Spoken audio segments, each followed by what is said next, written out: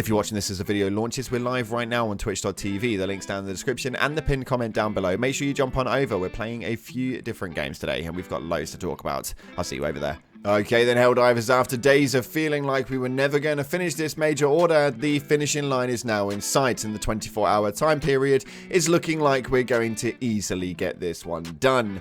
We have got loads to talk about today, about Liberty Day and the expectations of what it is that should be arriving from it, as I feel like the community might be a little disappointed.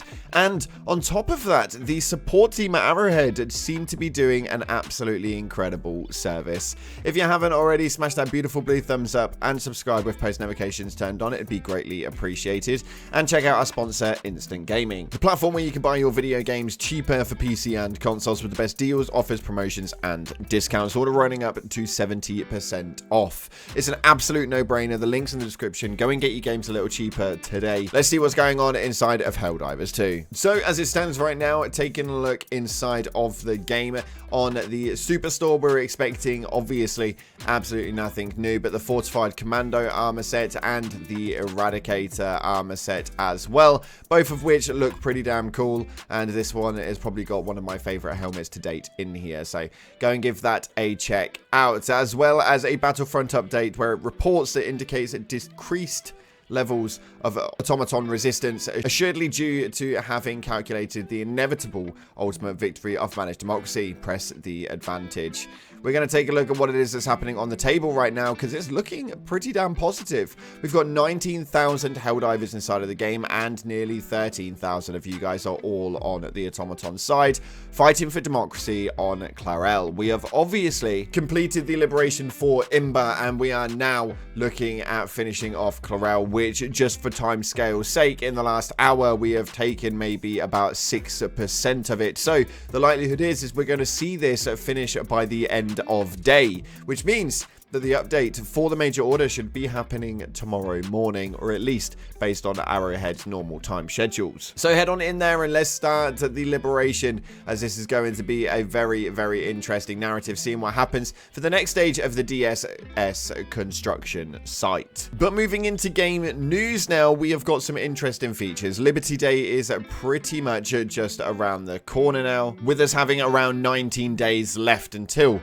the 26th of October. The game developers of Arrowhead Game Studios seem to celebrate the holiday of Super Earth, and yes, the Liberty Day seems to be quite a positive movement, but I think that we may be jumping a little bit ahead of ourselves with this one, and the expectations may be just a little bit too high. What gives me that reasoning? Well, this right here is exactly why. Inside of the Discord, we had a post go up from the savior of the free stating, "We are hyping up Liberty Day, and the Illuminate are the biggest party poopers, so they obviously gonna crash it like the party poopers that they are. Such party poopers, don't you agree? That's the Illuminate are real party poopers. I can't believe the Illuminate would do such a thing. Attack on Liberty Day, absolute party poopers." Now, obviously, this was just a bit of a joke. It was a bit of a meme, and it seems to be something that even B Vitamin felt the need to respond to and just stated speculation. Now, could it happen? Absolutely, it definitely could. Is it likely to happen? Based on the track record of Arrowhead, it's not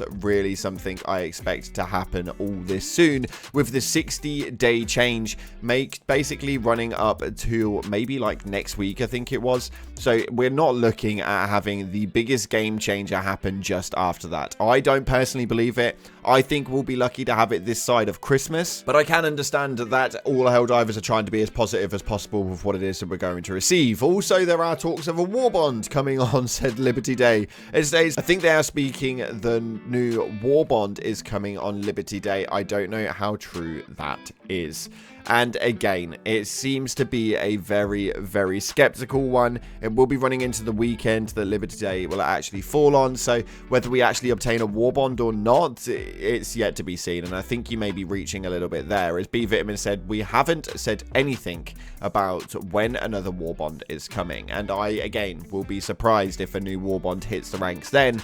And if we do obtain one, then I can imagine it being one of the free war bonds that we obtained when the game first launched. That initial one that we saw, yeah, it could eventually come through to play with that. I can't imagine them putting up a paid war bond that we're not likely to obtain on Liberty Day as it goes. But to let me know your opinions on what you're expecting from Liberty Day down in the comment section below. We'll pick one of you guys to pop up for the next video, and we're going to talk about that a little bit more. But a hilarious post which didn't get anywhere near enough traction, but does state a little bit of a pre-statement that we are definitely expected to see in the near future once the Illuminate eventually do come in. It states, Arrowhead, please nerf the Illuminate tripods. Tripods are way too strong right now. The second you get spotted by the Watchers, 5 of them spawn right on top of you and start blasting. Their shield health is super strong too. Not even Eagle cluster bombs can take them out, and there are no weapons that can damage them through their shield either. The only realistic option, you have to run away since they're kind of slow, but even then their lasers have insane range, and I've been sniped from over 100 meters away. They're like rocket devastators, but harder to hit with how lanky they are. I'm going back to the bug front until these guys are nerfed.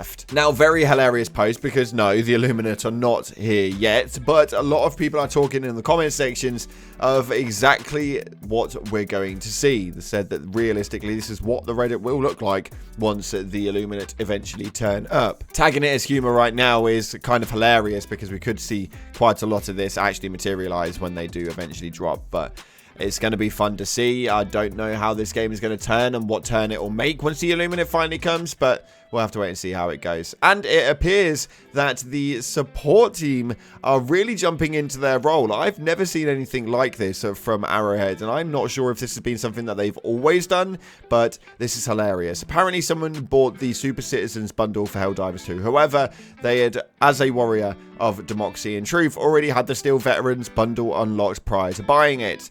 Such, they requested to a support officer for super credit compensation, and the response that they got was amazing. It states here, greetings, honored super citizen. You have reached our officer Kayla of CF High Command. The Ministry of Prosperity has processed your request for super credit reimbursement. We have checked on your account and analyzed the media which you have sent along with your account, and see that you owned Steeled Veterans prior to patriotically alleviating your status to one of Super Earth's most super of citizens. I've authorized transfer of 1,000 super credits to be sent to your super destroyer as reimbursement for your pre-existing ownership of the Steeled Veterans War Bond. So that you don't miss out on the value of your purchase, they should arrive next time you enter the super destroyer. We trust that you, or the inheritor of your super destroyers, in the unlikely event of your demise on the front lines, will use these to spread managed democracy even further.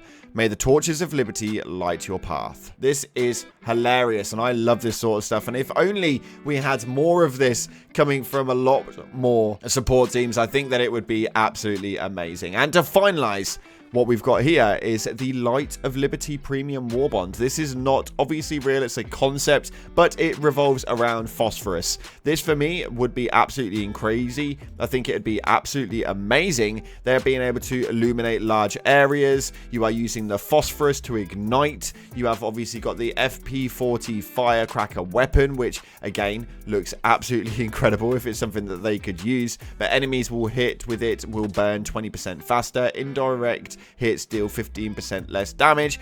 Overall, I think that it's actually a really good consensus. And then we have the Scorch Proof, where flames are automatically doused after 1.5 seconds. There is a 30-second cooldown before passive can be activated again.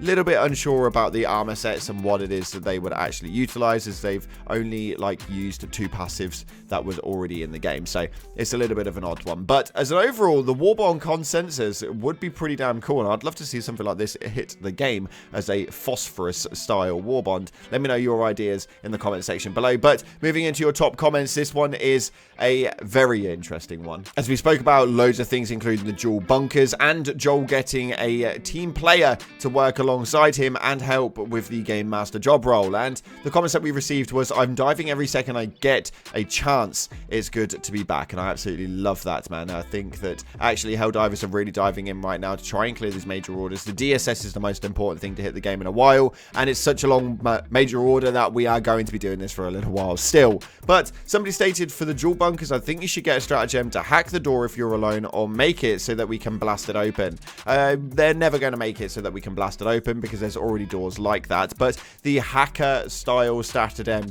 would be okay to utilize, although a waste of a slot, and at least that's my opinion. But I do think that there should be some sort of tool, maybe a secondary weapon that we can use, such as the stim gun, that can act as almost like a hack and point, so you can pop it into the lock, utilize it, and then go and press the other button. I think that that would be really, really helpful, but that's just me. Nonetheless, moving on to the final comment, this one here is quite interesting, stating Joel also needs to wake up as well. Arrowhead still think we have 600,000 players in the game to complete major orders. Do a poll and find out how many main objectives we have failed. There's such a thing as gaming fatigue when you try to contribute to a main objective only to get nowhere after days of grinding. And yes, that is seeming to be a bit of an issue, especially with people not really obtaining much as far as any extra usages, with the samples not being able to be utilized and that narrative not really being too helpful either. So I will kind of hope that they actually make a move for that soon. We know that they've got a structure for the samples, and I think that we need something else inside of the game other than just a major order to focus on.